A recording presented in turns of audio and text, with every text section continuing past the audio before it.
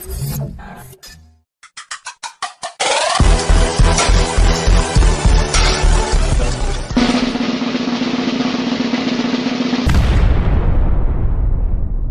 my name is Stephen Obepa. I'm a creative writer, an author, a published one. I'm also a digital marketer and an up-and-coming medical professional.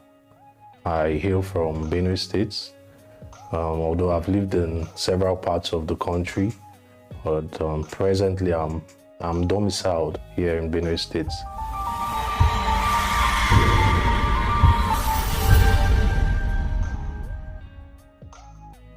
Well, good governance is necessary for every society, including ours, to thrive. And as stated in the question, we asked whether political actors have the necessary traits to thrive, which these traits include accountability, transparency, participation, and strategic leadership. Well, all these are things that are premised on the fact that we have functional institutions. If our institutions are functional and autonomous, our leaders would be more inclined to act in accordance with the rule of law.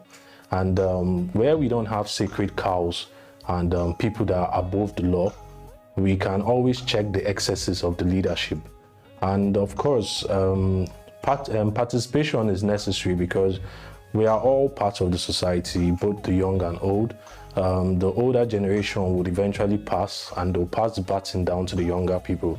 And it's expected that there are people that should step up and fill those shoes. And these people wouldn't just wake up overnight and be qualified to take those positions. They must start to be trained, mentored. They need to be educated in the nitty-gritty of running and holding leadership positions. So basically, everybody has to participate at one level or another.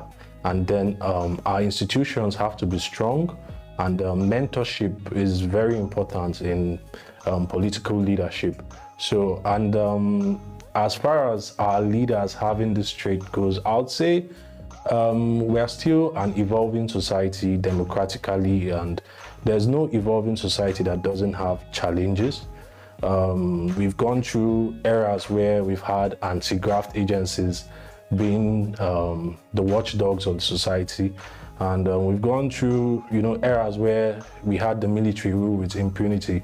But in all, I see progress, probably not in a linear fashion, but I see progress in the sense that there's more awareness, and we as a people are coming to know that, okay, we deserve certain things. And so, although our political actors have a lot to do, they need to be re-educated, they need to reorient their minds to be acquainted with the realities of this current society. I still think we are a young democracy, so in as much as they might not be perfectly hitting it right now, given time and awareness and platforms like this that give people the opportunity to dialogue, we would see increased accountability, participation, increased mentorship, and all-round growth. But it also entails we having the political will. So I feel it's an all-round thing.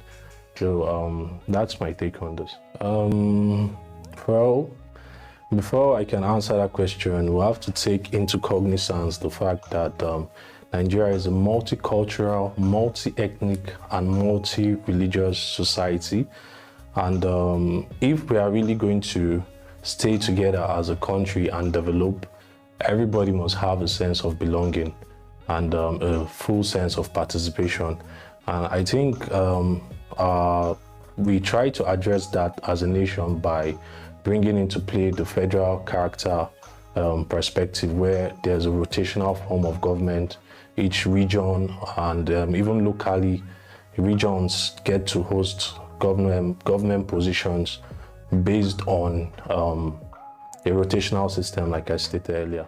Well, Nigeria is a multicultural, multi-religious, and multi-ethnic society. So it's natural to expect that different sectors of the Nigerian society would seek representation. Although we would have to question the basis of this representation. Is it for inclusivity, or is it to go and benefit of the national largesse? Personally, I feel like if our motives are ideologically bound, then I see no reason why each region and each ethnicity as well as religion shouldn't be given a chance. But this chance should mostly be merit-based and ideologically bound. We need to shift from the mindset of going to feed on the national cake and largesse and focus more on trying to improve the well-being of our society, of the individuals, and the growth of and development of the nation. Okay, I think this is a complex question, but I'll try to keep it as simple as possible. There's a common saying that it takes two to tango. So without the electorate, there wouldn't be the leadership. And without the leadership, there wouldn't be the electorate.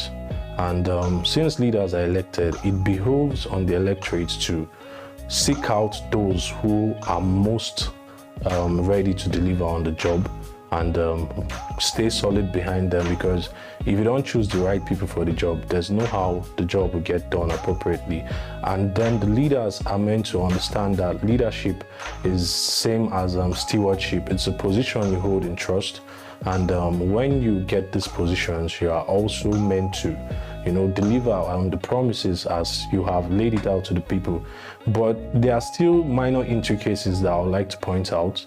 The society is basically going through a lot of upheavals. There is poverty, there's poor education, poor infrastructure, and there's lack of accountability.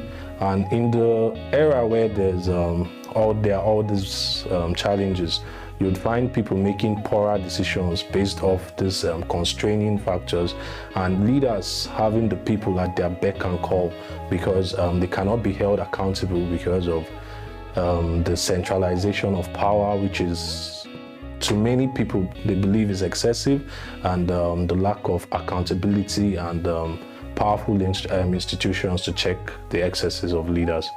But I believe that if we can educate ourselves and spread the message out there, help ourselves to rewire our minds to think long-term and not for short-term benefits, we wouldn't see, people do ridiculous things such as collect 2,000 naira just to trade their votes.